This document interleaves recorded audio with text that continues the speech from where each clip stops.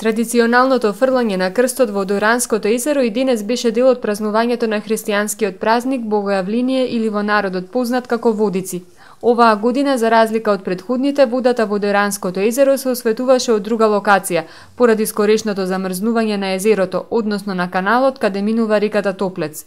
Пред собраниот народ, парохискиот свештеник отец Ѓорги Сламков прво го изврши чинот на осветување на водата на малиот мост пред сливот на реката во езерото.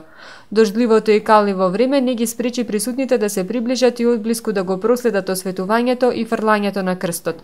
По крстот оваа година се фрлија неколкумина млади од Дојран, а како спонзор и општествено одговорна фирма се истакна фармацевската компанија Зегин. Вие го фативте крстот, как се чувствувате? Кој пат поред? Прв пат или пат? Трет пат го фаќа. Чувството е преголемо. Сакам да го честитам големиот празник Водици, Богојавление, на сите верници на целиот народ. Среќа, здравје, љубов и почитување.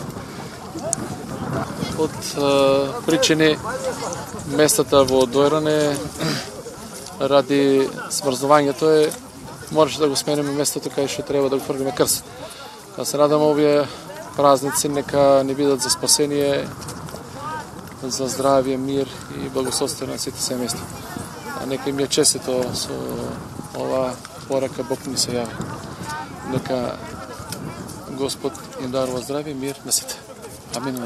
Инаку предходните години крстот во Дојранско традиционално се фрлаше од сред езеро, на плажата Калдрма во Нов Дојран, но оваа година токму на таа локација езерото е се уште замрзнато.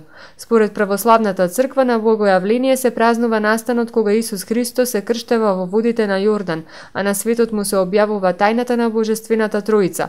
Отецот го изговори своето сведоштво за синот, синот се крсти во вода, а Светиот Дух во вид на гулап лебдеше над водата, стои во преданието. Празникот Богојавление на грчки Теофанија се нарекува уште и просветлување.